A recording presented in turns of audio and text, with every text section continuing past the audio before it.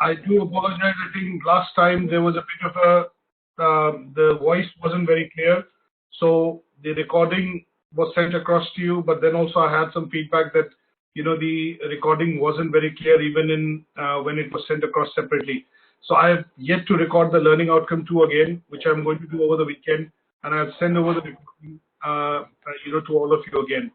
Now, for the unit that we are, studying and continuing, what I'm going to do is just bring up the, unit specifications, spec. And today we're looking at covering learning outcome 3. Now, learning outcome 3 is going to be quite interesting. I will try and make it as interesting as possible. I think last time, the session went on for a bit longer than expected. And I think I lost some of you somewhere in the middle with regards to the content, and obviously some part of the content was quite boring.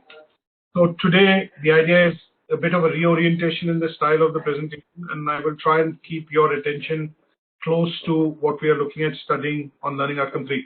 Now, before I get into that, just very briefly, we have worked in teams or have been part of teams at some point in time, at some stage of our career, or in the jobs that we have done. So the learning outcome 3 actually pertains to giving you some sort of a background to understand how the development of team happens within an organization. What are the key things that managers look at, and how does team dynamic, team efficiency work, and why is it important for achieving organizational goals? So we've got areas to look at. If I just quickly magnify this. So the learning outcome talks about, understand the development and effectiveness of teams, which is given here. And then we have the 3 assessment criteria. One talks about basically development of teams. We need to understand the concept and the process through which team development happens. So there are 2 frameworks that we will understand. One is the framework, and the other is the Belbin's model of team development, and that is what we need to understand for assessment criteria 1. In the second bit, it's a bit of a practical exercise, but what we do is we have to look at how do we analyze our roles and models when we try to put together a team. So I'll give you some definitions and obviously some background into what are the types of teams which are formed and under what situation these teams actually work. And towards the end, what we are looking at is trying to understand, after we've understood the teams, how they are formed and what is the responsibility and what is the importance of having teams, we will try and find out how they are useful to the organization to achieve, their goals and objectives. Now, in addition to that, I'm going to try and point out to one bit of practical exercise, which is something which I have sent across last time, and that was a skills audit format. And the idea there was to try and look at how do we assess, our role when we are given certain jobs and responsibilities or delegated jobs and responsibilities, and how do we evaluate, our role of working. So this bit is going to be accomplished by you completing, that template, which basically was, the skills audit template. And if I just very briefly bring it up, because that is something which, will become a part of your assignment more or less directly. There was this particular handout which I had sent across in the first learning outcome. And what I expect is that if you fill this up yourself, identify your skills and where you feel where you are with regards to the strength or, the rating of these skills. There are 4 ratings useful. You enjoy them, you obviously have strength in them, or you want to develop them further. This is one of the things that you need to complete. And the other bit that we looked at was when you have understood this, you need to try and relate it to what type of leadership style you are looking at developing. Now, with these 2, in terms of the understanding, we will then be able to take it further to learning outcome 3, wherein we understand how, as a leader or as a manager, you are going to be able to put together a team.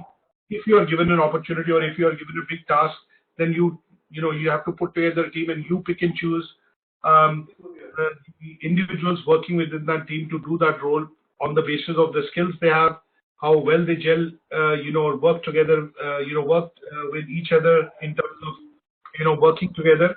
And last but not least, what we want to understand is what are the team dynamics these individuals will be able to, help promote when they actually work within it. So we're going to start off with, this presentation where I put together a number of slides.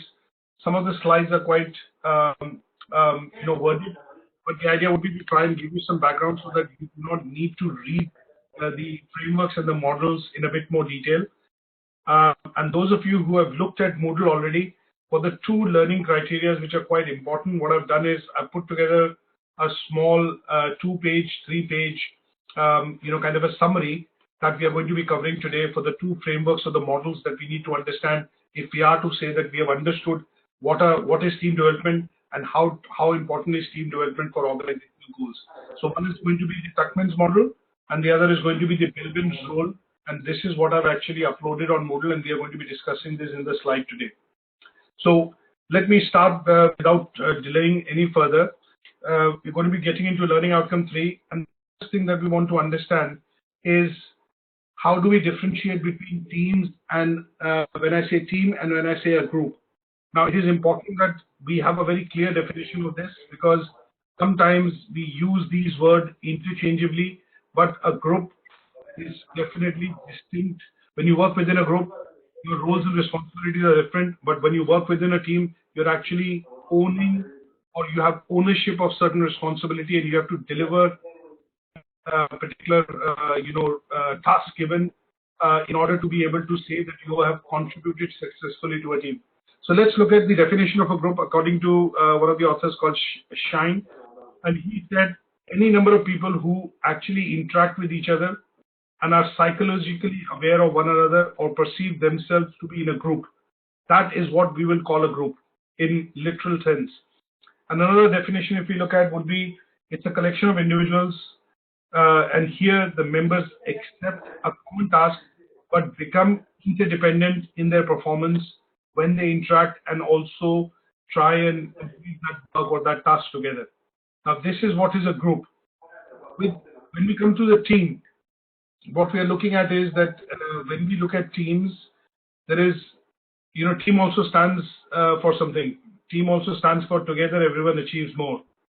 But here, what we define teams as is that there are a number of people with complementary skills. In a group, you can have a lot of people which can be put in together, and you expect that the group will be able to work their own dynamics and then start to deliver on certain tasks or responsibilities delegated or given. But when you put together a team, you put together a team which will have a number of individuals which will not only own the responsibility, have a responsibility and own it, but also will be able to complement each other when they work within, when they work as a group or when they work as a collective set of individuals to achieve goals.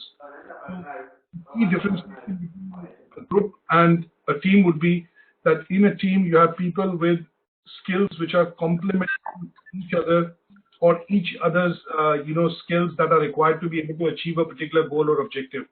But in a group, you can have a number of people which basically are put together, and then they are given a task and they are dependent on each other to be able to deliver a particular task or a performance. So I think from that standpoint of view, this is something to understand. When we go forward, we are going to be discussing teams and not discussing group or group activity, because in group activity, you could have a number of individuals being put together, but they might or might not complement each other in terms of having an understanding or some sort of dynamic to quickly achieve or, efficiently achieve or show some productivity as far as the task or the responsibilities given. Now, in order to study team development, there was a lot of research and, obviously a lot of work done by, when we look at Bruce Tuckman, Dr. Bruce Tuckman. And that is what we will understand when we, look at the development, one of the team development models. So when we look at group, we look at team, and the third term in this learning outcome is something called team development. So how do you look at putting together a team is the concept of something called team development. That means we need to look at putting people together, allow them to adjust to their dynamics, allow them to, understand each other, And that would mean that at some stage, these people will work together with a common objective and will be organized in such a way that they are able to effectively work together to achieve a goal. So group, team, and team development. Group, number of individuals, might or might not have synergies. They are interdependent on each other. When we look at team, there are a number of individuals put together in a team. It could depend on the task or the objective, which will dictate the size of the team. But the key attribute is that the people put together in that team will have or should have complementary skills, and they're all committed to achieving that same objective. And when we look at the concept of putting this team together, we're going to be looking at studying team development. And in team development, there'll be a lot of stages, how teams are formed, they go through a particular process. But when they are working together in a team, they are the key bit that we need to understand is that they have complementary skills, they work together, they recognize there's a common objective, and they are able to achieve a particular objective or a goal given over a point in time. And just to be clear so that we do not get confused between what is a team and a group, a small table here which clearly makes you understand that when we look at group, there could be groups of people in, when we look at employment group, when we look at, a group of people within the office. So groups are generally large, but the team sizes are normally limited. Depending on if it's a project team, it could have 5, 10, 15, even 50 people within it.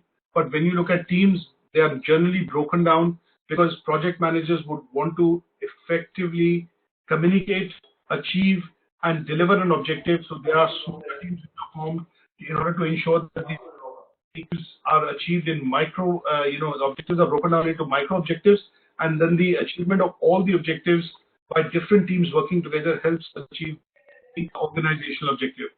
Now, in teams, selection is crucial because teams are put together by managers, and when we look at strategic objectives, teams are put together by leaders. So if the company decides to launch a particular product or start a new business, then you will see a team being put together by a leader because they have a larger understanding of what is the mission, the vision, and why this project is being created or this particular line of action is being taken. But when we look at day-to-day operational tasks or tasks which are, short-term, 6 months, 3 months, 6 months, 9 months, when change is introduced, you will see that managers are asked to put together a team, and that is where, the team sizes tend to be small. But in groups, the selection is immaterial. You lump a lot of people together to say that, okay, this is one group which is going to, work on this. This is one group which is going to work on this. And that is where, they try and then give them a lot of time to be able to gel together. And it could be a reorganization which could happen in a company, and that is where groupings are normally done.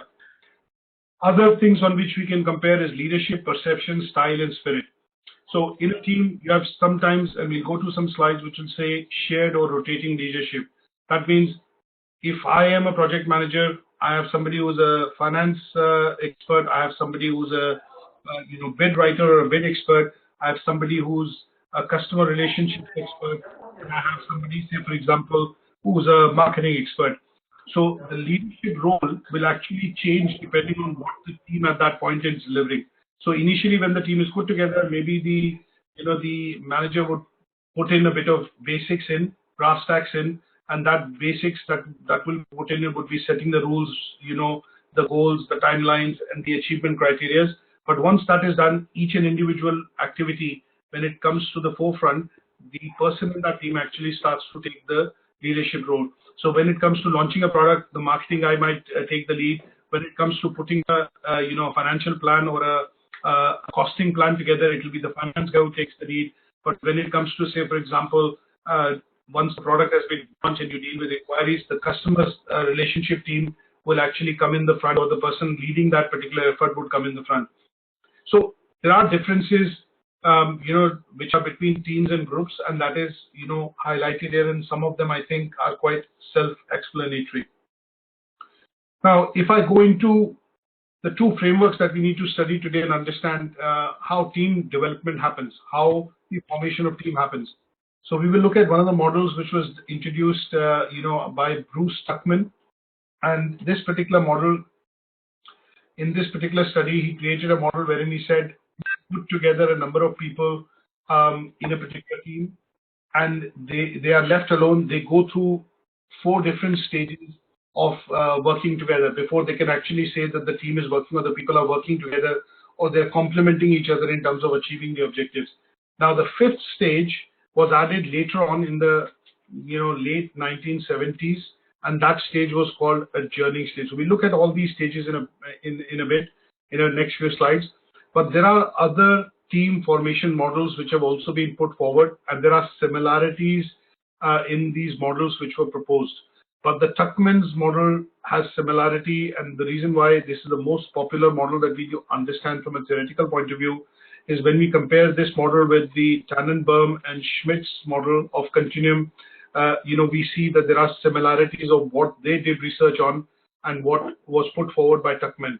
And again, Hershey and Blanchard's situational leadership model, when we look at, these are models which are used in different organizations to put together teams. When they look at putting together teams for different objectives or different reasons.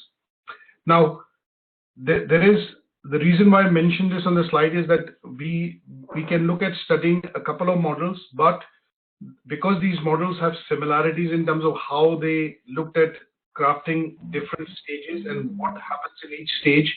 So Tuckman's model is something that we need to have an understanding of, and if we have this understanding, we can easily relate the other models to the Tuckman's model of forming, storming, norming, performing model.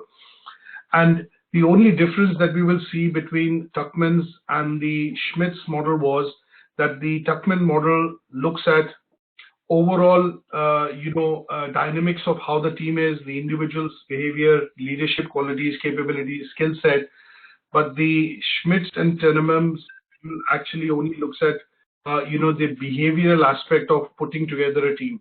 And somehow we see that the Tuckman's model supersedes the model of team building. So we look at a bit more details, but let me get into the next slide, which basically talks about the importance of teamwork.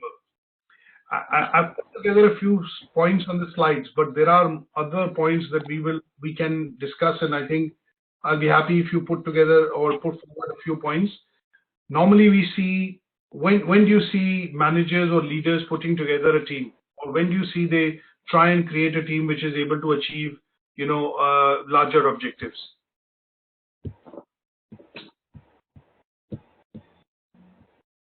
So this is a question being asked that when you look at team, or when you look at organizations, why do you think managers put together a team? What do you think are the reasons that they put together a team? So when you look at go on. So it's a complementary team to perform a task. Yeah, that's I would say partly correct. Yes, because they want to look at people performing. If there are tasks that you have to do in a course of a day or in your job role, and some of these tasks are quite monotonous. That means they are to be done again and again. Sometimes what you will do is you'll organize a set of people which will work in the same team. And an example that I would give you is from the hospitality industry. So when they look at the front desk, sometimes in busy hotels, see that instead of having one person or one or two people in the front desk during busy hours, they see that they operate a number of front desks wherein you are able to check in and check out as a guest, and they all are performing the same set of tasks. So they are checking in the guest and they are checking out the guest. But what that does is, by opening number of counters and the people behind those counters performing the same job of checking in and checking out, actually reduces queues and also reduces wait time for customers checking in and checking out of the hotel. So in a way, when you put together a lot of people who do the same job, would be to introduce what Ernest has said is that, okay, this brings in a bit more efficiency because you can have hotel guests checking in and checking out quickly so that there are no queues at the front desk. Is there anybody who wants to put in or chip in and say maybe a couple of other reasons that you can think of why managers put together teams sometimes? Instigating new policy. Accountability. Instigate a new policy. Absolutely. So both the points mentioned, accountability and instigate a new policy, are correct, because when you look at change management, or when you're looking at bringing change or instigating, a new process within the organization, you have to have a team, because it might be a big process or it might be a big change which is being brought in. So sometimes you have to phase that out, and that phasing out means that that particular change that you're trying to bring in is going to be broken down into smaller activities, and different individuals in the team or different individuals from a department or from a particular, say office might be asked to, play that role to ensure that, this gets implemented properly. When you look at accountability, I think that's an excellent example, because when you look at management teams in particular, and you think of a department, somebody who's leading the department at some stage has a responsibility wherein, depending on the leadership style, if the leader is autocratic, then most of the decision making power is with the departmental head. But nowadays, when we see modern day organizations, we do generally get to see that the leadership or the manager basically delegates certain amount of responsibility and decision making power at all levels, and this is what creates accountability. So if you're looking at, say, financial side of things, you might have the final power to sign something off in terms of a budget, but there are certain, things like if you have to order certain things which are vital for the project, or for which orders are less than a certain amount, then that delegation of responsibility happens within the team, wherein it creates a bit of accountability, because they know what they are ordering. And this is also something which is going to, maybe in a project or something like that, not delay the project, because that is something you do not need an approval from your manager, or somebody who has that final say on the financial side. Now, apart from that, some of the points which have been raised, I can quickly relate that to productivity.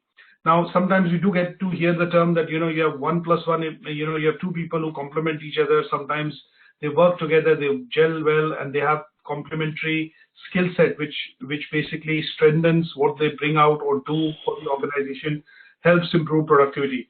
So sometimes you will see teams being formed in call centers, teams being formed, in production sites, construction sites. It is because they want to look at more productivity by employing, more manpower, which have the same set of traits and skills to be able to complete that work, more quickly. So when you look at construction sites, what you normally get to see when construction starts, there are lots of different teams which are at the site, and these teams then, primarily look at working on maybe a project, maybe a team looking at constructing a bridge or something like that, and you will see that they start off from both sides, and different teams are working together to effectively, bring that closer to what has been decided on. Teams essentially looking at improving quality and also bringing out innovation. So when you look at key sectors like healthcare, when you look at sectors wherein innovation happens, when you look at sectors in which customer service is involved, you will see that there are parallel teams which work, because and those teams are given targets, because they are going to be looking at meeting benchmarks which have been set by management or have been achieved over the years because of number of years of working. So when you look at improving quality, sometimes you see teams in the call centers, work together. You see teams in, various hospitals who have different teams, and these teams work together because they do not want, the quality or the service levels to slip. And that is where, people having the same responsibility, they are clubbed into a particular team. So you have a doctor, you have a nurse, you have maybe somebody who's, looking at the back-end operations, and they work together in a team. And as the department increases, they're able to go through queues of patient, or, look at managing that more effectively. You will also see that sometimes teams are also able to take advantage of technological advantages. Now, if I look at stepping back 10 years, if I step back 10 years, what we will see is that the internet was available, but the speed and the reliability of internet was not that good. Or if I step back 20 years or 10 years back when we did not have phones, you will look at that, most of the work was actually, most of the people working within the organization were contactable through the landline between 9 and 5.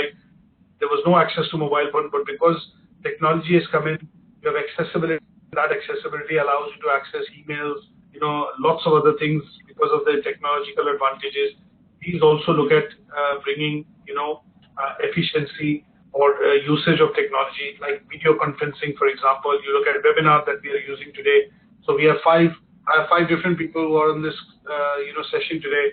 One from Dubai, one from London, one from somewhere else, and then I've got five different people, and we are using the advantage or the technological advantage of technology in terms of advances to be able to come together and do this session. And then sometimes you will see the concept of the main role and the shadow role.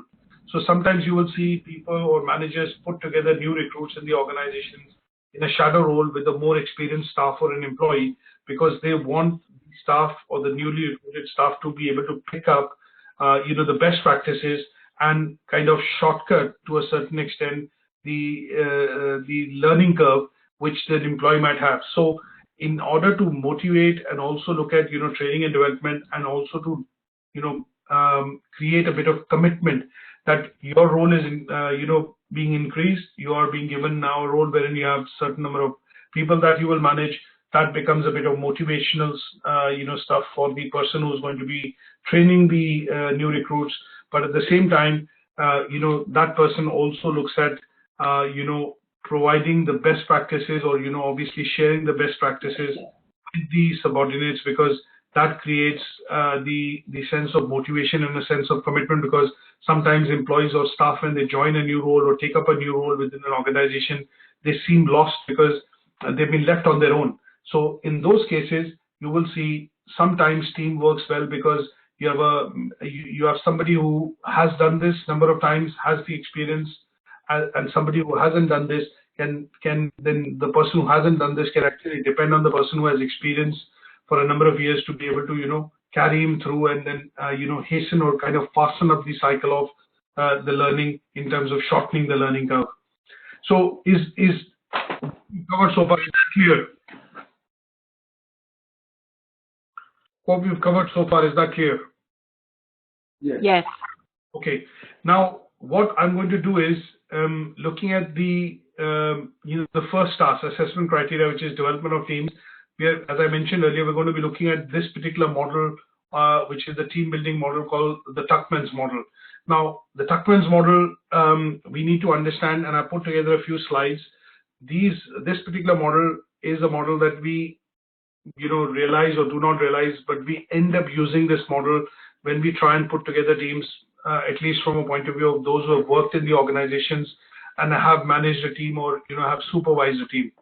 Now, as I mentioned slightly earlier, that he came up with 5 stages in which he thought, and he proposed that these 5 stages are required for a team to work efficiently well. Now, he classified these stages as forming, which is the first stage, storming, which is the second stage, norming, which is the third stage, performing, which is the fourth stage, and then the 5th stage, which is adjourning, actually was added up towards the late 1970s.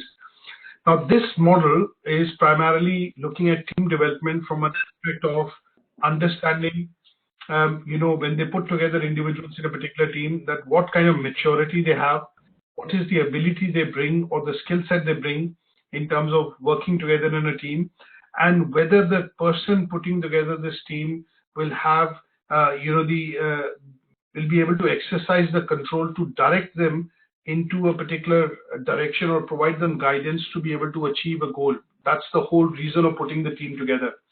So in one particular slide that we look at, which is how this model actually works, I've kind of put together something which are key attributes or aspects of why and how these teams are formed.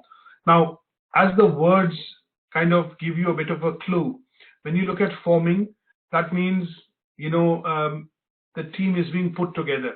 So you are trying to pull together individuals from different departments and or maybe different roles or different areas of their working on a day-to-day basis, and you're trying to put together a team on the basis of skills and on the basis of characteristics that when they are in a team, they will complement each other and will be motivated enough and singularly basically go ahead and achieve the organizational objective. So here the manager would have done some sort of background checks to see how long the person has been in the organization, what kind of roles the person has already worked on, what the output of the person is in terms of, his achievement or, the targets given, and in terms of, and then last but not the least, you look at the skill set, you look at appraisals, you look at things which are educational background, and you see, has that individual done that particular role before? Now, all this, when we look at, is put together in the forming stage.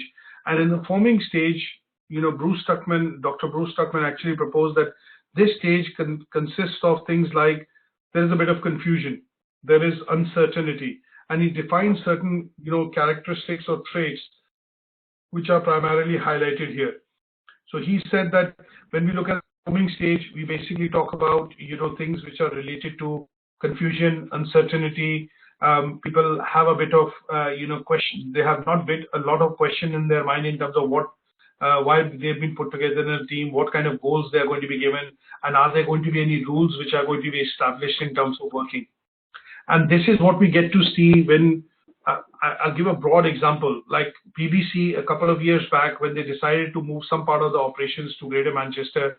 There was a, obviously, if after this announcement, when the relevant heads had to make a choice in terms of, what operations or what services would actually move to Manchester, that would have created a bit of a chaos, because some people would have not accepted.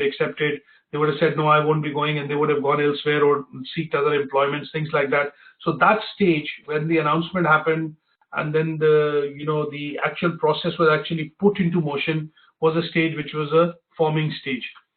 After the forming stage, you see storming. There's a lot of disagreements. So once you know that I'm going to be moving, either you accept the job role, or you resign, or you go elsewhere, or whatever you do, but there is a lot of disagreement. You do not accept that decision. So when you look at that, that second stage wherein a lot of individuals come together and they try and interact with each other to say, I'm going to do this, or you're going to do that, you take that responsibility, I'll take this responsibility. That kind of, gelling together in the team, when you've been put together that you're going to be now moving, is the stage wherein storming happens. And stormings was, characterized by, when he said some, traits, he said that there are going to be disagreements in particular over priorities. Who's going to take what role? So I'm going to be the team leader, you're going to be the deputy, you're going to lead this, you're going to do that. That kind of discussion tends to happen within the, people who are put in that team. Tensions are quite high because there are disagreements which happen, and, I could come in and say, how do you think you are assessing my role? You don't even have the background. You're not my manager. How do you think you can assess what I have been successful in, or what kind of responsibilities I can be given? So there's a lot of tension, and obviously this storming actually leads to disagreement, and that is why the stage, is called the storming stage. After a while, when they know that they have to stay together, or this team has been put together, they've had a bit of discussions, and people cool down. What he said in the third stage was there is normality which comes into the into that team. And that team then becomes, or that stage then becomes called the norming stage. So here, people more or less now understand what are my limits, what are my strengths, weaknesses, and they tend to draw some sort of a consensus. So they are now in agreement that, okay, I'm going to be leading this, you're going to be doing this, or you're going to be helping me on that. And that kind of consensus comes across, in the norming stage. Again, some, characteristics that he defined was that there is a consensus within the team. The people then tend to accept the leadership, role. So who is then identified as a team leader, or a leader who will actually lead that team, be a spokesperson for that team, whichever way you call it. That person, when he's accepted, everybody then conforms that, okay, he is going to be our spokesman. He is going to be our team leader. And there is a sense of establishment of trust. So, what are my, individually, when I say, I wouldn't use the word my, but what I say, individually, people know what are their, let's put it this way, sensitive areas, or, what are their lines through which you expect that you understand that, I'm not going to cross that line, or these are my, areas in which I will be able to work and bring this to the team or bring this to the project. And that is where the acceptability generally conforms and comes into most of the members working within the team. Once the 3 stages are done, he classified the 4th stage as something called performing stage. And in the performing stage, what he mentioned was that the team starts to the individuals in the team. They now understand each other's limits. They know their breakpoints. They know, and they start working together cohesively. And that is where they clearly understand where my work will start, where my job will end, where I will finish that work and pass it on to, my colleague or, the other person in the team. And that is where that stage is called performing stage, because here the team actually begins to perform. They are working, towards a single objective. And here they are clear about their roles. They're clear about, in terms of, their limits and, what they can do and what they cannot do. And generally what you see here is that because the individuals have worked together now for a considerable amount of time. When I say considerable, this stage could all happen in one day. If I look at a classroom, sometimes if I have to look at group activities and I break the learners into groups, I will normally break the learners depending on, who's more interactive, who's more, extrovert, who's able to come and do a bit of presentation, and I put together teams. So I see that when I put together these teams, okay, you go together, you three go together, you four go together, we see this happening on a daily basis, because here in about half an hour's time, you will see all the 4 stages going through, or all the 5 staging going through. When I put together a team, they're not happy with me. No, I want to be in this team. I want to be with him, or something like that. There's a bit of a disagreement. They do a bit of storming, which is to understand that, okay, now it cannot be changed because that's the activity that I'm going to present, and I'm going to be marked on that. Sit down, start discussing, start preparing a presentation. And at some stage, when they do the actual presentation in front of the other teams, they're performing. They're performing as a team. They are actually playing the role. So somebody's presenting, somebody's made the PowerPoint, somebody's answering the Q&A, which is being asked, and somebody's done, handouts or, flip charts, things like that, which are going to aid in the presentation. So you can see the formation of a team happening in an hour. You can see the formation of team happening in 6 months. Sometimes this formation of team could happen in, 18 months, 3 years. So when we see a merger and, M&A for an organization, so when you see Argos was bought over by Sainsbury, or when you see, EE was bought over by BT, now the synergy of who is going to remain, who's going to be the CEO, there are teams being formed at all levels, whether the top management will be of BT or whether it will be of EE, who will transform from the top management at EE into BT. So we see this particular process going on, and that is where HR plays a role, the line managers play a role, the senior management plays a role, and they start to look at fishing out and, going through details of finding out which employee has what skills, where they can fit in, whether they will be able to do value addition in this role, fit into that role, yes or no. And you will see the stage of, new teams being formed when the whole 2 organizations come to a stage in 12 to 18 months when the merger has got completed. Some of them would get obviously made redundant, but some of them would, those who are left behind, have to either adapt, take up new roles, develop new skills, get into learning and training and development, and then finally conform to being a part of a particular team, even if it means change responsibility, and start performing, because if they have to stay in the job or accept that role, they have to start to perform and they have to start to deliver certain responsibilities which have been delegated. Now, in the last stage, this is the stage which he brought forward, after 6 or 7 years. And in this stage, he called this stage as called adjourning, something which is adjunct. That means when the work is finished, because these teams sometimes in organizations are put together as project teams, as I would use a very common terminology. You're putting together a team because you're launching something, you're coming out with a new product, you're basically, getting into a new market, there's a new service being introduced, you want to set a pilot to see if this works or not. Like in the NHS, you will normally see a lot of pilot schemes which are put together when they trial out new, studies are done, and these studies are primarily done because before they want to implement it pan organization. What they try and do is do these small projects to see, and check the nuances and obviously ins and outs of whether this will work, not work. So sometimes you will see that towards the end, the teams are disbanded. That means they are, people coming from different departments working together have delivered that goal. They go back to their usual roles. And that last stage, which, obviously is called the adjourning stage, was basically the stage in which the teams could be disbanded. That means they've achieved the objective and you go back to your usual roles or, the jobs that you do. And that 5th stage was basically called adjourning stage. Now, what I've done in the next few slides is basically put together some key points which symbolize each stage that we've discussed in this particular model. Now, as I mentioned to you earlier, here, the 4 stages, and the last stage, which was primarily the adjourning stage, was which came out later, talks about disbanding the teams or project teams when you look at it in particular, and that is where this was added later when the model was actually put forward. So some brief points which I've explained, which are in that chart, those have been highlighted and elaborated to explain them in a bit more detail. So any questions on this so far? No. Okay. No, that's okay.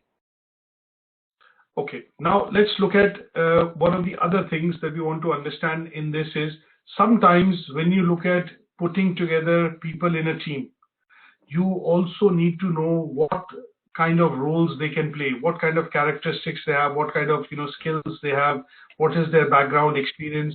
And sometimes what you want to make sure is that you want to understand very clearly that when you put together a team, this team will work. There is no if and but in terms of any sort of failure.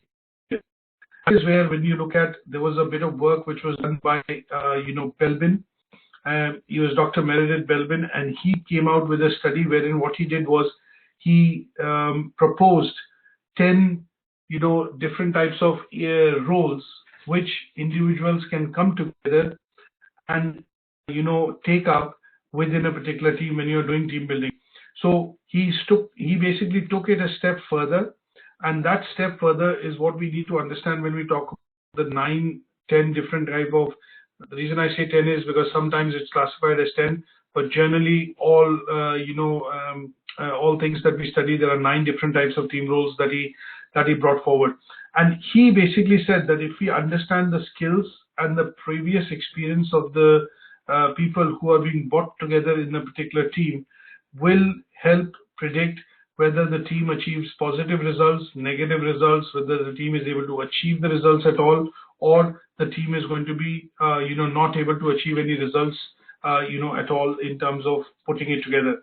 So he believed that in order to put together a team, you also need to understand the behavior or the behavior of the individuals coming together to work in a team, because he's proposed that the individuals, when they look at working together, they need to understand each other's behavior, but also need to be able to create relationships which will allow the team to progress, which will allow each of the individual members in the team to progress together and achieve that end objective. So here he added, one of the key parameters to team building process, wherein he said that, sometimes individuals have a tendency to behave. Sometimes you will see you have individuals which will be counterproductive. They will behave or do things which are going to be going against the team and their contributions. And each and every member's contribution in the team will be, in some cases can be, from basically the contributions that individual members make could be, of varying, let's put it this way, individual members can make varying contributions when they are in a team. So you cannot classify that I contributed 50% or I contributed 5%, but each and every individual member in the team plays a significant role. And depending on the behavior, the skill set, and how much they contribute, this allows the manager to understand whether the team will actually achieve success or achieve that objective or complete that project, or whatever has been defined will be done in terms of progress being made.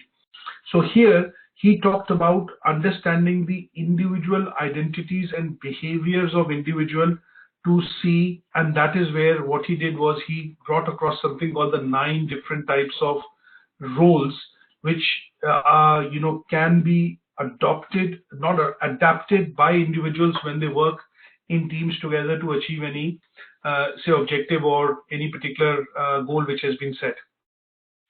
Now, he also said that the way in which the team is put together, and when you look at balancing these traits and objectives and with the behavior of the individuals being put together, can sometimes make the team weak or can make the team strong.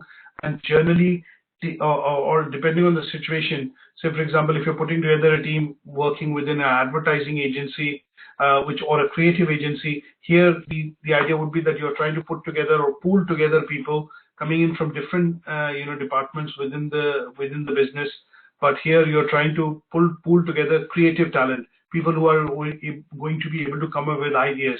So the putting together of the team is not as simple as what he said is you bring individuals together on the basis of their strengths and skill set, prior experience, but also behavior and their ability to form relationships once they're in it important. And that is where he defined the 9 different types of roles.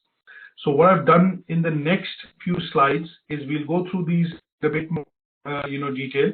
But here what we've seen is that when he proposed that when you put together a team, he proposed that you need to be able to identify individuals that you're putting together in the team according to these 9 roles.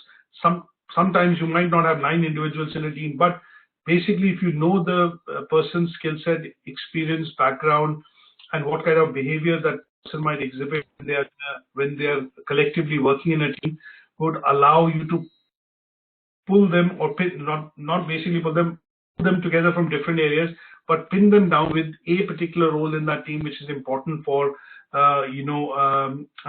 putting together that team to achieve that objective. So here, before I begin, what we're going to look at doing is we need to understand the 9 different types of roles which the individuals can be assigned when they are in a team. The reason I say the team roles, because if we know the goals for which the team is being put together, and if we relate those goals to the skill set and the prior experience of the individual, then we are able to put together a more effective team or a more stronger team, which should be able to achieve the objectives which have been set. Now, one other thing which I will explain very briefly before I go into the team roles and the roles that he proposed. He basically said that there are 5 different categories in which you will have these roles coming up. One of the key category would be that you need people who are able to identify goals. The second category would be people who are able to come up with ideas. And the third category would be you're looking at people who are able to plan, work on the plan, implement the plan, monitor the plan, or basically stick to the plan in terms of taking it further. Then he looked at people who will basically be able to have contacts. For example, when you look at projects, when you look at working on certain tasks, you normally try and find out, do I know somebody? Do I have somebody in my circle who knows that particular person? So you try and find contacts. So here the idea was that he wanted to propose that sometimes you will see people who are going to be kind of resource providers, or people who are going to be essentially able to connect shortcut to a certain extent the relationships which are required for the team to deliver a particular goal, or maybe contacts which are required for you to be able to achieve a task. And last but not the least, he talked about people who will essentially look at implementing. They are more interested in doing the job. They are more interested in kind of they're action oriented. They are interested in, once given a job, they will take it to completion. And they are the ones which is related to is what we call implementers. That means people who are keen on implementing. Once they're given the guidelines, they'll go across and implement it. And the last ones that he proposed in this category was people who are very good in terms of follow-throughs, people who are very good in terms of, once the job has been completed, they'll be able to wrap it up, or, they'll be able to package it nicely, and disband the team. So these roles, essentially, when we look at, they talk about 9 different types when you put together teams, and each of the role is important, even if you don't have that many members of the team. But the key idea here is that you need to be able to understand, the skill set, the attributes, but apart from that, you also need to be able to understand the behavioral attributes of the person, so that when they are put together a team, would they be able to exhibit the same kind of behavior which is expected of individuals? Will they be able to form relationships? And that is where these 9 roles were actually proposed. Now let's look at quickly going through some of these roles.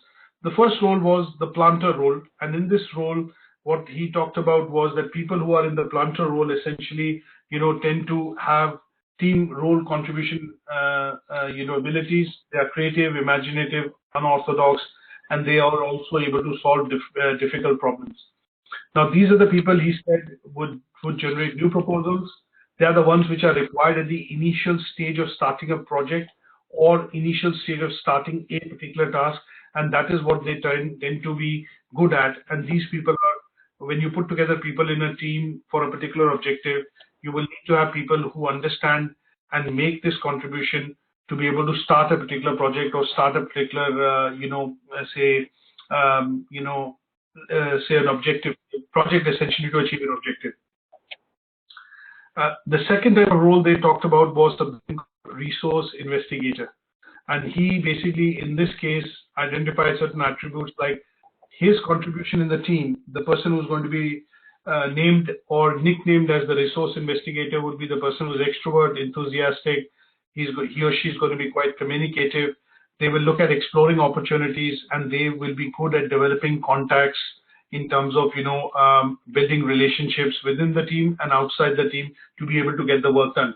So they are good in exploring, reporting back, and they are very good at developing resources which are required to move this project forward. So in a way, when you put together a project team, you have somebody who project manager role, there'll be team roles within the team, and these people who will basically fall within the team roles in terms of, understanding what they can bring in, how they can start to move the project forward would be, in this particular role of being the resource investigators. The third role that he proposed was the role of a coordinator. And here again, he's proposed certain characteristics. So when we look at our day-to-day lives and when we look at doing a skill set analysis, some of these key traits that you see here in terms of contributions that you are able to make when you are at a team should help you identify what kind of a role you are most suited to when you work in a small, big, medium, or big size team. So the contributor role basically meant that persons are quite mature, they're quite confident, they can be a good chairperson, they clarify goals, they do not believe in ambiguity, and they are very good in decision making, or they promote generally the concept of decision making. And these guys, in terms of the key aspect, would also have a attribute wherein they are able to delegate well. So given a chance, if they are made in charge of a team, these people are able to put together, a team with diverse skill sets, and also look at, personal characteristics of people that they have worked with in the past. So if you get promoted and you have an opportunity to putting together a team wherein your managing director or your CEO or your department says that I'm going to be expecting you to move to this location to launch this particular branch office, and I'm giving you the freedom to be able to put together a team. Now that person would essentially be looking at putting together a team and would be classified as a coordinator because that person is mature enough. That's why the responsibility has been entrusted in the organization. That person is confident because has worked for a number of years. He has had responsibility of either leading or achieving certain goals and objectives independently. The person is quite good in terms of decision making, and at some stage, if it requires delegation, has the maturity to be able to delegate jobs or delegate work which he feels can be done by members of his team. So that person in that particular role will be the coordinator. So he's defined some strengths and he's defined some weaknesses, and he said that if you're, as a manager, putting together a team, if you know the individual personally, if you know the relation, if you have a relationship with that individual, and you have you clearly know the strengths and weaknesses, you're able to put together an effective team and also put them in that team with a particular role in mind, so that they are able to contribute and the team actually is able to achieve the objective. The shapers are people who basically show these kind of characteristics. They are quite challenging. They are dynamic. They thrive on pressure. They're able to take pressure. They're able to work long hours, if I put it this way. Sometimes they, are the ones who kind of, become quite passionate and are able to take additional amount of work for a colleague or a peer that they are working with. And they have, the drive. They are self-motivated and they are able to, come up with solutions to problems if there are obstacles that they face, or if they face problems along the way when they are given a particular job to complete. And these people generally tend to be good managers because they are able to generate action, or they are able to generate results primarily when we look at they working under pressure. So here, when you see a person taking up the role of a shaper within a particular team, you can be very kind of confident about that person is a good manager, or has had that responsibility of leading a team, and that person works under pressure, is also able to delegate, and shows these kind of characteristics in terms of leading a team, or managing a team. Then we look at a role which is called the monitor. In some cases they call it the monitor, in some cases they call it the evaluator. These people are quite sober, strategic, discerning. They see all options, but they do not come out very openly. They basically tend to judge people's performance, and they are very good at analyzing problems and evaluating ideas. Before they jump into the bandwagon, they will do their own analysis of finding out whether this is going to work, not going to work, and they will look at the advantages, disadvantages, pros and cons. And if they feel that this is not going to work out, they will not be laid back. They will basically put this forward to the manager or the person and say, okay, this is something I won't be interested in doing, or this is something I won't be able to deliver because of these reasons. So these people tend to be quite clear in terms of their objectives, and they tend to marry their skills and their strengths with the role which has been delegated, or when they are given the opportunity to take up a particular role. So they look at generally the aspect of making judgments, and these judgments they make by standing on the outer lines, wherein they look at how it is working, how it is gelling together. And if they feel that it is not going to be working, then they are quite vocal about it. And what they would do is say that, I would not, or I do not want to be a part of this team. And in some cases, you will see that these people tend to work more as individuals, given a job, because they have a very good understanding and experience of how to take the job and how to single-handedly, or deliver that job over a point in time, or achieve that objective over a point in time. You will see that these people generally do not tend to be managers.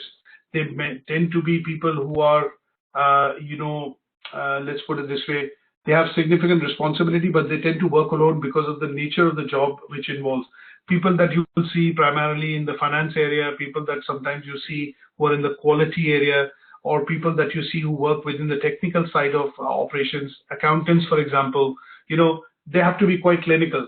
It's binary for them. Whether they can do it, whether they can't do it. Sometimes you will see that these people do occupy, strategic positions, but they achieve that position purely on the basis of their hard work, their sheer motivation, or the accomplishment and experience they've gained over the years. So these people tend to be judgmental, and this was one of the roles that they defined, which was called the monitor or the evaluator role. The 6, 7, 8, and 9 basically talk about roles which are team worker. So here he's defined some attributes that, as the name gives it away, that a team worker would essentially be a person who will basically be cooperative, would be perceptive to the problems, and nuances of what has to be. They listen, they build, and obviously they try and calm the waters, or do away with the friction which sometimes arises between the members of the team when they're working together. These people can also be in the managerial position, and they tend to work very closely with shapers, because they feel they sometimes have the diplomatic skills, or the edge over the shapers, is because they've had these situations before, but they understand relationships and behavioral patterns very clearly because of the working and the ability to be able to make relationships. And that is why these people were classified as, or if you put somebody in that role, you need to be very clear that this person is going to be subtle, diplomatic, but at the same time very focused on achieving the goal, would stay away from conflicts, and would try and bring together consensus within the team when this person is working as a part of larger team. Then we had implementers, and in this role, what we have seen is the people who work in this role work as disciplined team players. That means, given a task, they will take it forward. They are the ones who basically help in delivery the project. They are the ones on which you depend on in terms of the final delivery, or the delivery of the tasks which have been set. So when we look at an organization here, like if I take up an example of a engineering organization, or we look at Facebook, for example, the Facebook has different sorts of departments, a layered structure within the organization. But when we look at finally delivery of the product that the company actually delivers, it comes because of the coders or the programmers in the organization. So here, somebody would drop the sketch, somebody would come with the idea, somebody would come up with the concept. The concept, once approved by the management, financials being drawn up, at some stage, it will land up into a board and, charts and other things, and scripts will be prepared. But at the end of it, the coding part of it, which will create the software, will actually be with the coders or the programmers. So they are the most important people who will actually write the code, create the code, test the code before this becomes a service and then is launched by other people in the department, marketing, product engineering, whatever, and they will then take it to market. So the key people in this particular term would be people who are actually doing the coding to create that software. And that is where you will see these people will be classified. When you put together a team, somebody who's leading, for example, Facebook Messenger, somebody who's leading the Facebook Marketplace, somebody who's leading a team wherein, how the timelines are going to be organized when the change was introduced 3-4 years back by Facebook. This was all driven top down, but at the bottom of the pyramid, the people who actually delivered the product were the people who actually were coders or programmers, and that is where this role, when we look at people in that position as being programmers, would be classified as people who are called implementers. Now, the 8th role that he classified, if you're putting together a team, was completer. That means people who basically look at finally working with, I would say, the the previous role members of the team, which are implementers, and they are going to be the ones which will finish it and deliver it. So here, some of the characteristics that he defined was that people in this position, when you're trying to put together a team, they will need to have qualities which are qualities like painstaking. They are quite meticulous in their nature. They're to a certain extent, sticklers for time, that they want to meet timelines. So here, sometimes you will see this role being, filled by a project manager, because he is looking together, pulling all the strings, and all the strings that he's trying to pull together is to try and omit out errors, deliver the whole project on time, and that is where he is trying to complete the project or complete a particular task to be able to deliver or complete that objective or that goal. So they are good at meeting timelines. They are very meticulous in terms of reviewing certain things when they are closer to completion, and they are the ones which are able to then just push it over the finishing line and look at packaging it nicely so that it is in a shape or form which is ready for launch or for delivery. The last type of roles that we looked at was that Dr. Melvin proposed was the specialist role. Now these people are a key part of the team, and sometimes you will see that when teams are put together in small, medium, large organizations, you will always put together a team wherein you will have somebody who will be classified as a specialist. That person will be a specialist because that person has either the academic, vocational, or work experience kind of things which he brings to the project. So he has done this before. He knows what are the drawbacks, what are the gap areas, or he or she would know clearly. These people in that position would clearly know that what are the gap areas, what are the areas through which these projects normally slip through or fall, and they basically are brought in because they are clearly looking at the whole picture rather than a bird's eye view. They are the ones which basically look at they have a vision wherein they are able to see the entire project. They're the ones which are able to see the entire picture, and to a certain extent, this comes because they have been in that role for a number of years.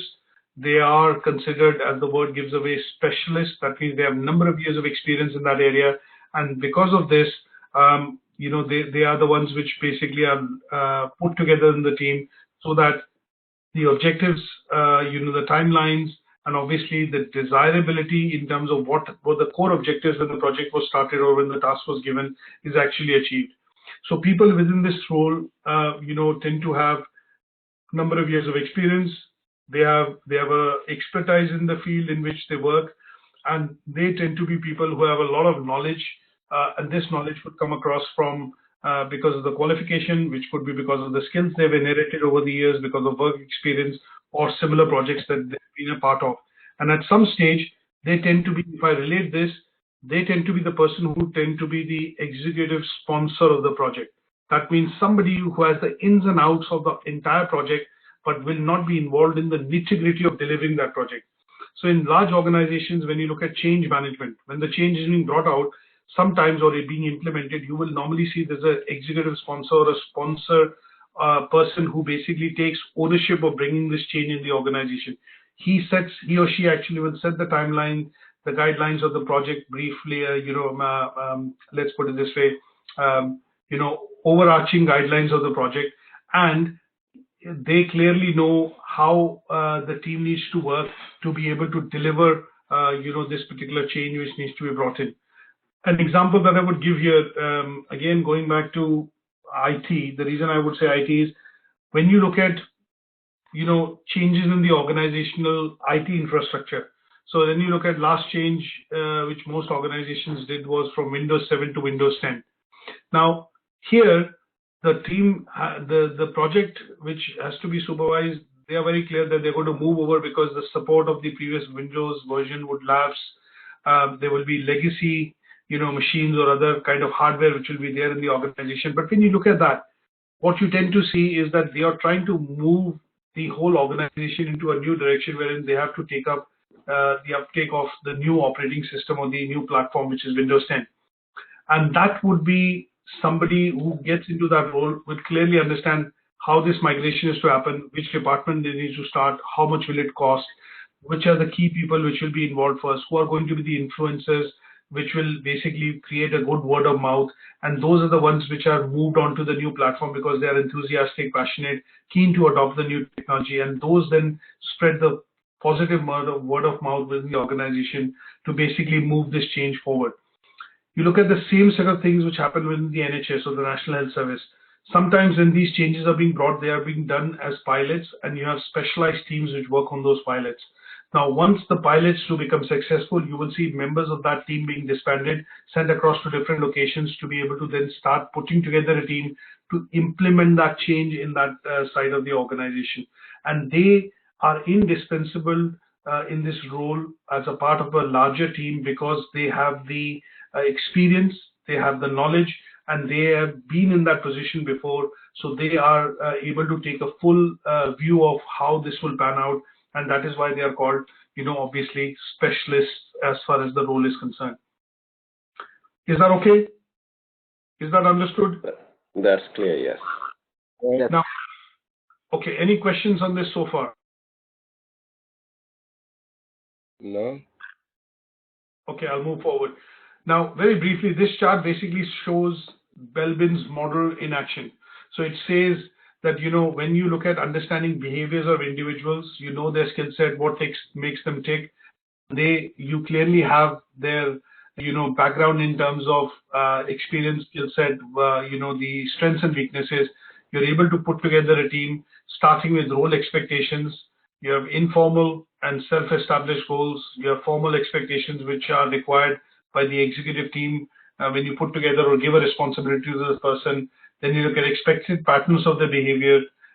You look at creating, or having people in that role which will understand and dissolve conflicts. You'll have people that you'll put together in the team which are going to be neutral people, which are going to be basically people who are going to come in, be self-motivated, be implementers, or basically people who will push that role forward. And then towards this, when you understand, you're able to put together, an actual pattern of behaviors that who will set and who will fit into what role. So at some stage as managers, when we put together teams, what we need to be able to understand is the key characteristics of behaviors, engagement, and obviously, I would say their skill set to be able to put together a team as per Belbin's, information. Now, very briefly, going to the types of team, we are going into the last aspect wherein what we want to be able to do is, after understanding these two frameworks, what we want to be able to do is understand why teams are important within the organization. Why do sometimes organizations put together a team? Now, there are three different reasons. One is, you look at teams which are put together because there is a big problem or issue which needs to be solved.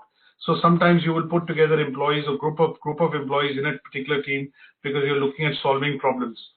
Sometimes you will put together teams because you want work to be done, in a quicker fashion. You want the teams to be, or we want to look at increasing productivity. So here you would put together teams into from a point of view of self-managed work teams. Now, sometimes you put together cross-functional teams. That means you pool employees from different departments to be able to come together and do a particular job. So here, sometimes when I say task forces, committees, you will see that within the NHS, you will see within large organizations, you see it within the Parliament, that there are various task committees, and these task committees are headed by different MPs, and they come from different parties.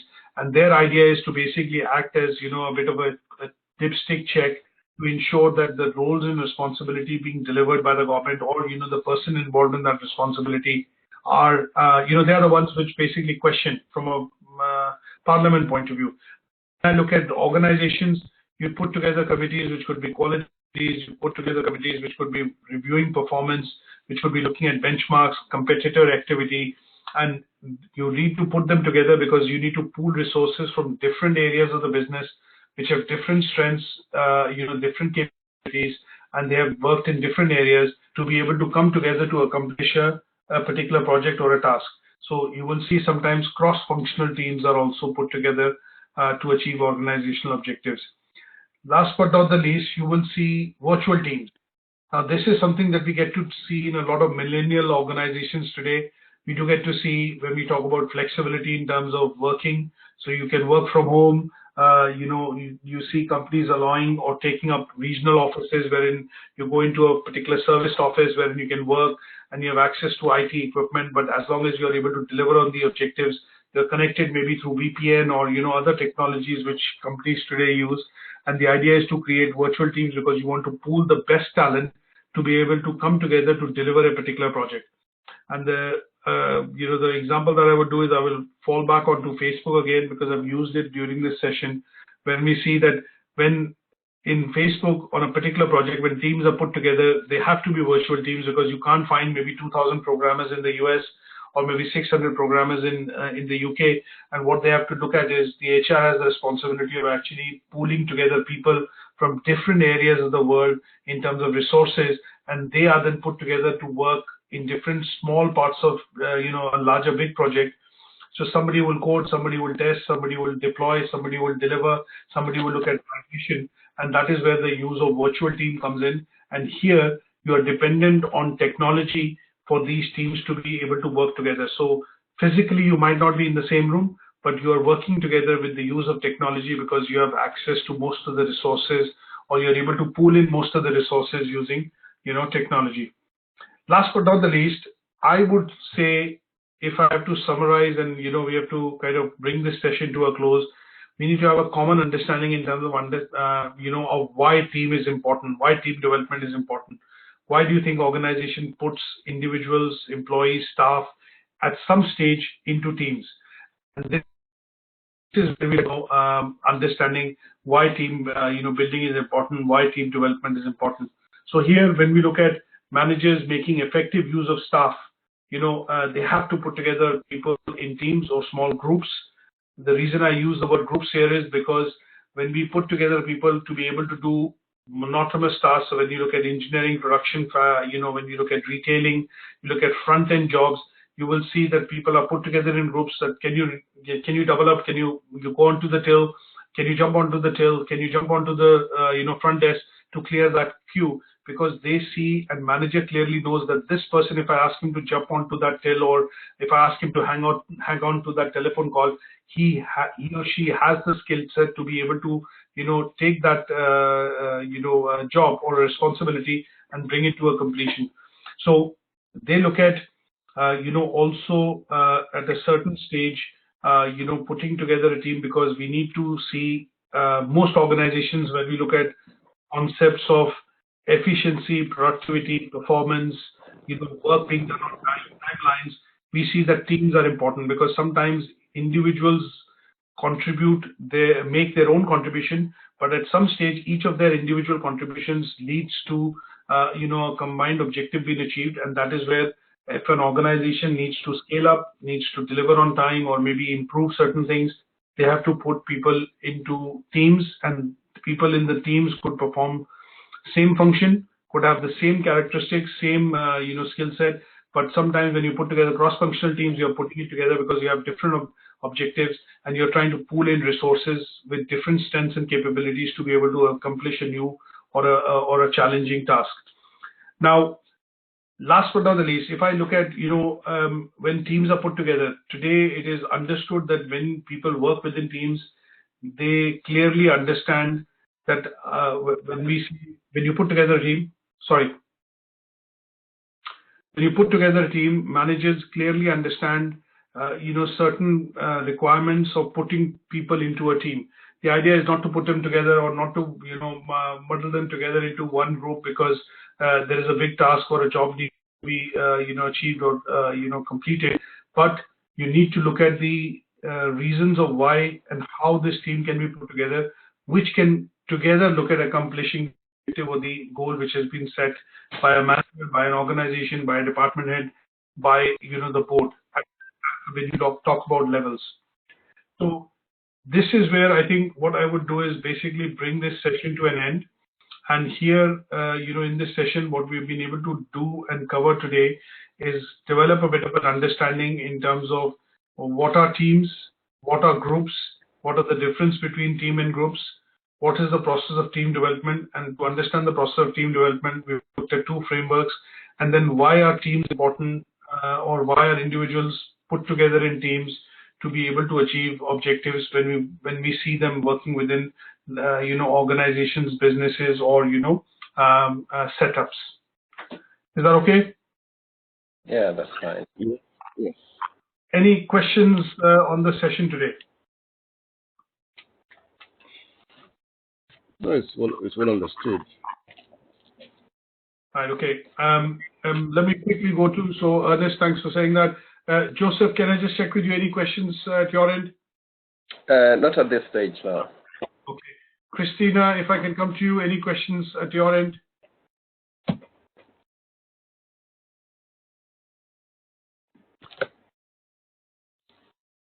Deepak, at your end, any questions? When this is written up and done, how many words did you expect it to be?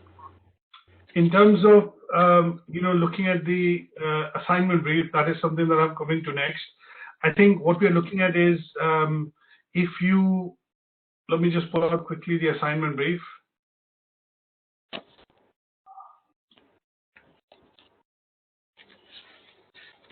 So in this case, what we're looking at is, let me just pull this out quickly.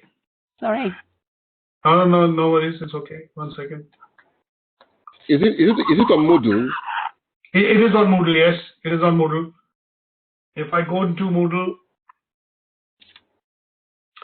I'll show you the same. I've got it with me on the, on my Mac, but I'll show it to you on the Moodle. Let me go to Health and Social Care quickly first, and then I'll go to Business. So in this, if you look at this particular unit that we are completing today, that's the assignment brief.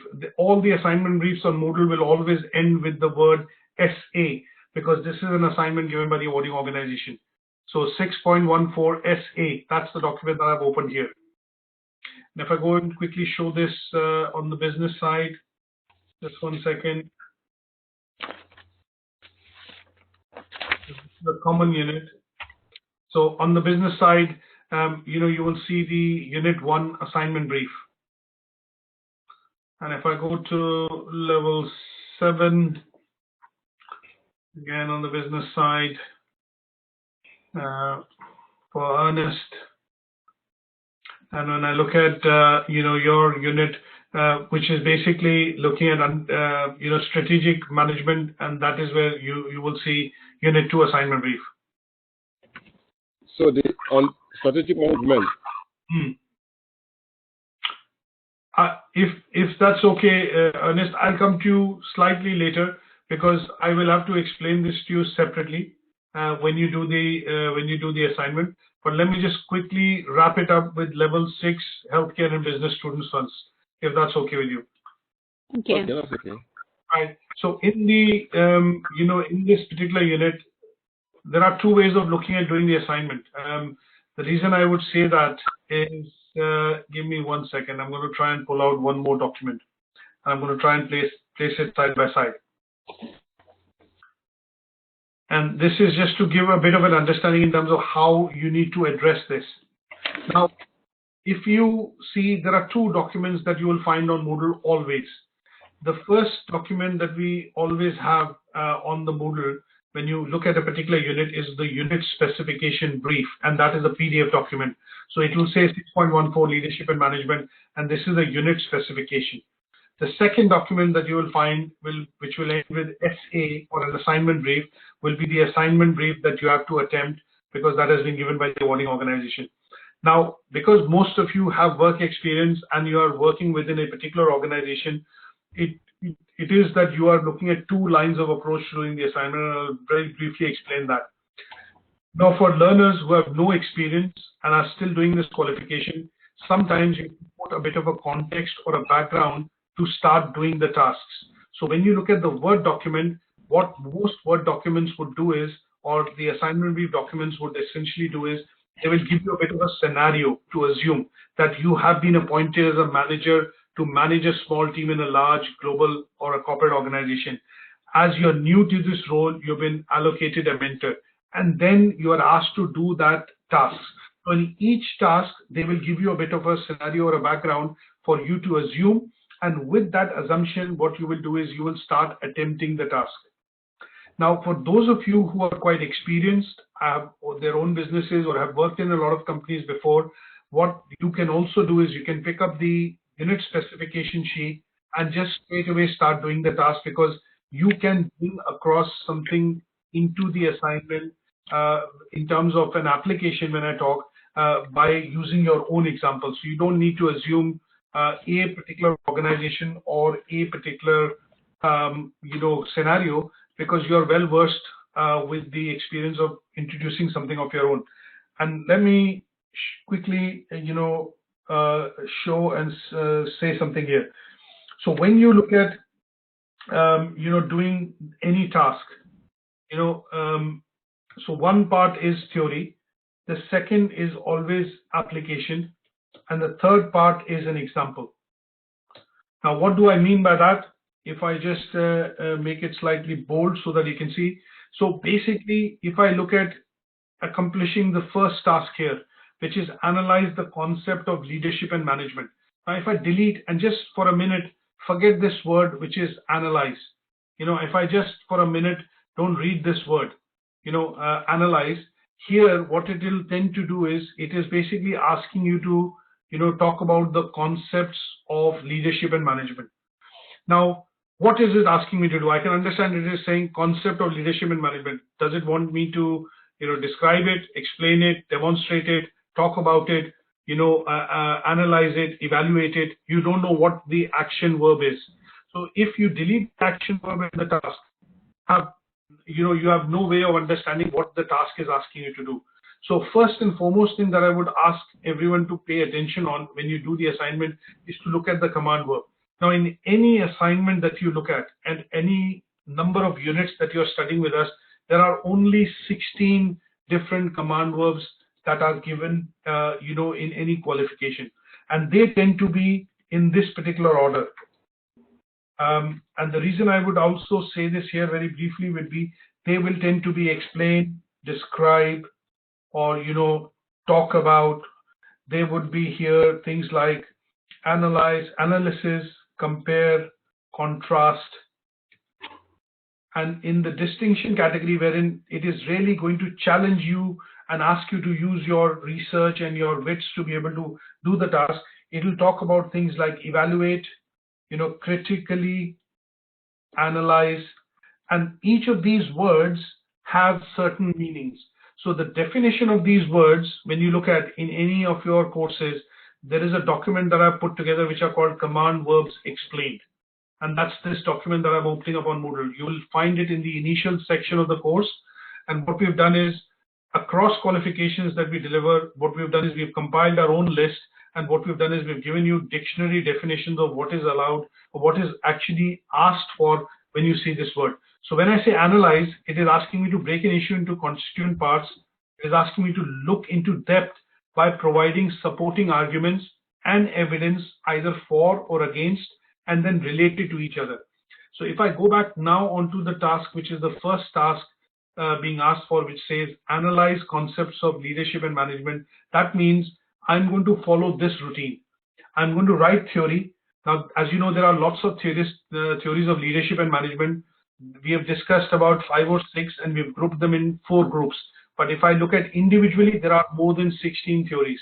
So when I look at that, I'm going to pick out at least 2 theories of leadership and management. I'm going to talk in a bit more in detail, which means I will talk about, say, a theory of leadership or management. If I look at autocratic style of management, if I look at laissez-faire style of management, in leadership, if I look at transformational and transactional leadership, I'm going to talk about these 2 theories beyond definition. So in theoretical work, when I say theory, I'm going to cover definitions of the theory. In application, I'm going to maybe do a table or talk about it in 30 to 50 words to show the application. And then towards the end, in order to explain my argument and my point, what I'm going to do is take an example. And that example could be an example of an organization.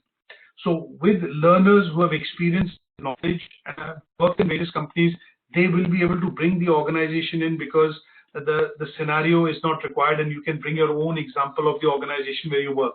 But in cases if you struggle, then you can pick up the Word document because the tasks given in both the cases are the same.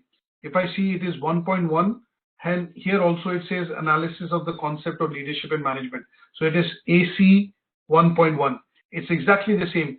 The only difference between the 2 documents is that in the Word document or the assignment brief, you have a scenario or a context given, so you can assume that and then answer the task accordingly. Is this point clear? Yes, thank you. It's better explained. Yeah. Okay. Now, if I go into something to look at how much do you need to write, which is Christina's question. Now, when we typically talk about, these 3 types of command verbs or action verbs, what we do see is that, in the case of explaining and describing, you need to be able to write minimum 50 to 70 words to be able to achieve that task. The reason I say this is, even with somebody who's academically brilliant, for them to be able to articulate explanation or a description of a particular theory or whatever is being asked for in the task would at least require 50 to 70 words. So here I might start with a definition of leadership, of a particular theory, explain the second leadership definition theory, but at some stage we'll have to talk in a bit more detail to explain the application, and towards the end, even if I have to just superficially mention, I would say this type of leadership style, which is, say, the autocratic style, is prevalent within Korean companies. When we look at Samsung, we look at LG, or we look at Japanese companies like Sony and Fujitsu. So you are basically shown the application. You have talked about the 2 or 3 theories minimum, and last but not the least, you've related it with an example to achieve, explain, or describe task. When I go into merit, I think even I have not seen, if I have to do it myself, I would take at least 100 to 150 words to write a merit task or a task which basically has a command verb like analysis, compare, or contrast. So that means you're writing about a page or a page and a half, essentially, depending on how you write and how many words you write on a page. Now, for tasks which are going to be distinction, it is going to be extremely difficult to show evaluation, because in evaluation, you will need to cover all the 3 parts, theory, application, and example, and do a bit of moderation to try and explain that for that particular task. But in pass, you might only do 3 and just mention superficially examples that this type of leadership theory is found in this organization, and that will be enough. But when you're looking at analysis or compare or contrast kind of keywords, you will have to show theory and application. But when you go to distinction, or basically the tasks which are evaluate, critically analyze, those kind of command verb tasks, you have to do theory, application, and example. Is that understood? Have I been able to make you understand that? Yes, that's fine. Thank you. Yes. So if I look at any particular assignment, and coming back to the last part of your question, Christina, if there are 9 tasks, and if I look at 1, 2, 3, 4, 5, most of these, because it's level 6 and 7, you will generally see that most of these command verbs or tasks will have these kind of command verbs generally in the level 6 and 7 assignments.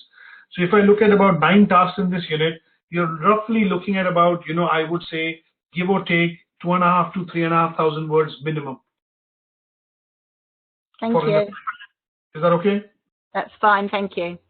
Okay, and last but not the least, both the ways of attempting the assignment is acceptable as long as you are covering the assessment criteria. So if you are wanting something with context, background, and some sort of a scenario, I would suggest that you use the Word document, which is called the assignment brief, given by the awarding organization. And if you're happy bringing your own application, your own examples, but the theory has to be covered from the point of view of the indicative content given, you would use the individual specification sheet.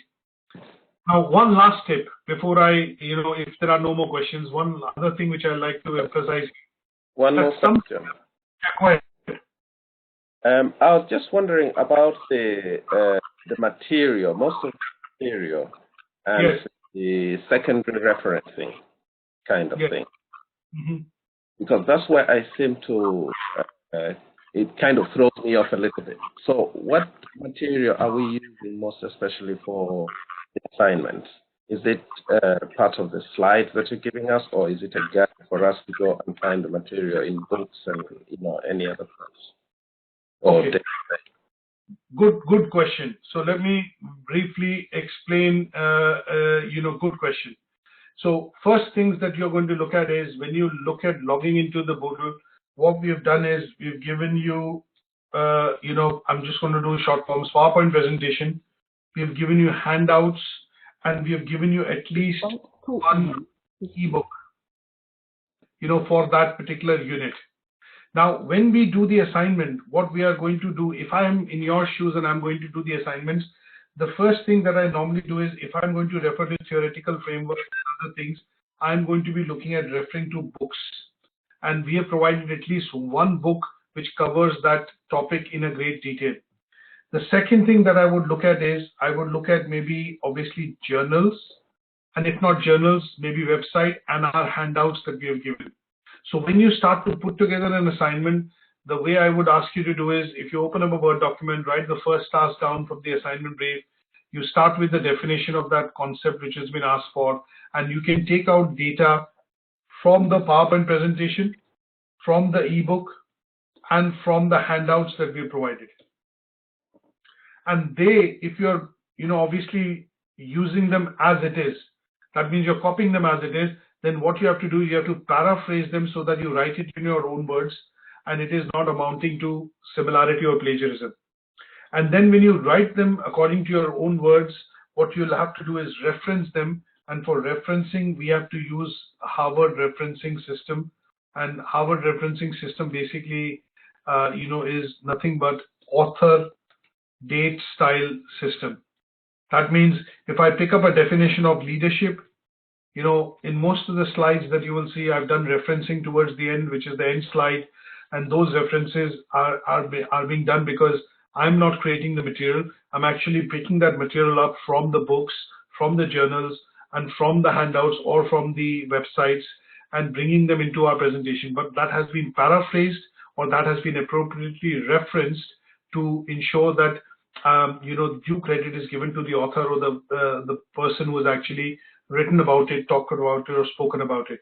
So here, if I look at leadership theory, or if I look at a particular leadership theory, what I'm going to be doing is I'm going to define that theory, use it in inverted quotes, write something, and then towards the end, what I'm going to say is, okay, if it was theory X and Y, or if it was a particular theory of motivation, then I'm going to put the author, which is Maslow, and then the latest edition, which will be from which you're taking the definition up, or say it may be 2014. In some cases, and mostly when we look at referencing, we pick that up, for the last 10 years. So last 10 years referencing, that means you're reflecting material which has been taken from last 10 years, because if you look at material or data which has been done, compiled 20 years back, 30 years back, that might be obsolete or has been outdated or updated over the years, and that's why your referencing has to be in the last 10 years. Whether you look at journals, websites, ebooks, or whatever. Is that okay? That's okay. So when you start doing the assignment, I know that I've got, Deepak who has submitted a few assignments. He's done his research assignment that he's submitted, and he's completed that unit, which was delivered by Dr. Elvis in the last term. What we do get to see that, he has done referencing. And what he's done is he's picked up a research project, and that research project that he's picked out, has been, he sent me a quick proposal. We approved that proposal. Once that proposal was approved, we said, okay, that is fine. Your objectives are okay. You should go ahead and complete it. So what we've done is we've given him a bit of feedback, and that has met most of the criteria, which is AC 1.3, for example. And we've identified what he's doing. AC 1.4 research methodology has been defined, and this way he has done the assignment. And towards the end, whatever places he's taken the article or the reference from, he's done the referencing, which has been put in the form of Harvard referencing style. So, for example, Lewis and Shoemaker, and he's looked at the loyalty triangle from there, which was published in 1999. So don't worry about the 10-year aspect of it, but essentially what he has done is he's put out all the article and paraphrased the project, things that he's taken, attributed in terms of referencing wherever he's taking the material from, and this has then been signed off as an assignment, which is now completed, and he's achieved this unit. Is that okay? So in terms of follow the assignment brief, but at the end of it, what you'll have to do is you have to create a bit of a working document first, start putting it together, maybe send it back for an initial feedback just to one task, and that one task that you do, for example, would be good enough to give you some feedback that you are on the right lines, you're doing it, properly, and that would allow us to basically then say, okay, please take it forward. So he sent this initial research proposal, which was 2 or 3 pages. He drafted some executive summary, and we said, okay, you need to make a few changes, elaborate it. Say, for example, I gave him some guideline here that you need to put a timeline to conduct the research, and the Gantt chart has to be put in. So I gave him this particular input that this is an example of a Gantt chart that you need to bring in. But what he's done is adapted that when he submitted it in terms of his final submission, and then he's taken it forward. So if I look at, showing you maybe one odd assignment of, the unit 6.14, just to give you an example, submitted by, say, a particular learner, you will see that in the assignment brief, in this particular assignment brief, the idea is you don't need to write all the work. Some part of the task is also a PowerPoint presentation.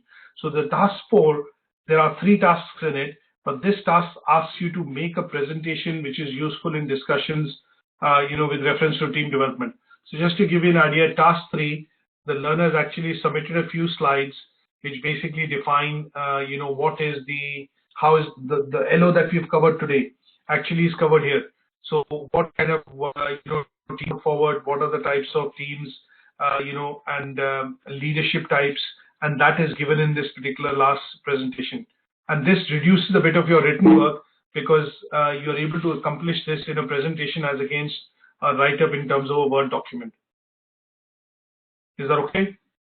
Right. So that is, how would that be referenced? In terms of, PowerPoint presentation, there should be what is called a last slide where you at least put some references in. Like in most of my, slides, I will put some references because that goes to show that this is the, these are the areas that I've actually referred, material from. Now, the other way that you can look at a bit of referencing would be, if I just go back into your course and open something which is called the suggested reading list. So when we look at the suggested reading list, for this unit, that if I click on this SR, which basically means suggested reading list, now this gives you some idea in terms of what are the places from which you will be able to pick out, material related to this unit. So there are 3 books. One is work motivation, the other is group dynamics, and the third is leadership theory, and practice. And these books, out of these 3 books, one of them we have made available for you to do the assignment. So depending on where you're taking the context from, like in the case of Deepak, just I give you an example, he's picked up a lot of material from websites. So bulk of the referencing is website, but some part of it is, which is theoretical, that he's taken like research methodology, research onion, which has been taken from the books. And then some part of it is journals, which he has looked at, he's read, he's done the research, and then he's paraphrased it in his own words, but in the same place at the same time, he's actually attributed the referencing by using citations or, basically, essentially citations. On my Moodle, I can't see where those are. On your Moodle, where you can't see? I can't see the in my Moodle. I'm going to the Moodle. Give me 1 second. Let me open that. So in your Moodle, when you look at Unit 2, that is where, it will bring across, your assignment brief. And here we have done, it has given you, the assignment tasks. So the first task that you have to do is a business presentation. So you're looking at developing a PowerPoint presentation. And the second task is also a PowerPoint presentation. So, and the third task is just an assignment that you have to write a reflective essay of 600 words. But your presentation in both cases, in the first task is about 450 words with some sort of a speaker note. Speaker notes have to be given, or when you do presentations, sometimes you write notes here, which is to explain the slide. So they can be written here, the slide. And if you see in the second, it is asking you to do the presentation, but maybe explaining 1,500 words. So basically, most assignments are anywhere between 3,500 to 4,000 words. So 2,500, 450 is 3,000. You're looking at 3,000 words to be able to do this assignment. Now, Ernest, in your what I was saying was the reading list. When I go to my Moodle, I don't see the reading list. Reading list, you mean? Yes, I don't see that in my Moodle. Okay, give me 1 second. In your case, 1 second. In your case, the reading list is actually a part of, your unit specification brief. So in this case, if you see, the indicative reading list is a part of your specification brief. Okay. I've seen that now. Okay. What I'm going to do, Ernest, with you is, while we're doing this session, but I would ask you to drop me a quick email, because what I will do is I will do a separate discussion with you on the assignment, so that there is slight bit of differentiation in terms of how you need to do it and how the level 6 has to do it. But I will need to discuss this with you for about half an hour or so. And if you give me a specific time, I can do a separate session with you one-on-one to cover this up. So what do you want to do? Because I'm free. What time is best for you? We can do this tomorrow if you want. Tomorrow or Sunday. You drop me a quick text message for a time, and what I will do is I'll confirm and send you an invite. Do you have any lectures tomorrow? Well, yes, I do have 1 or 2 lectures tomorrow, but one is at 10:30, and then I have an induction with a new student at 1800 hours. But between 10:30, maybe after 11:30, or maybe early morning 10 o'clock, I can do this with you. No, but what I'm asking for, do you have lectures tomorrow? Do we? You have a lecture tomorrow. Yes, you have a lecture tomorrow. What time? You have a lecture at 10:30 in the morning. 10:30. And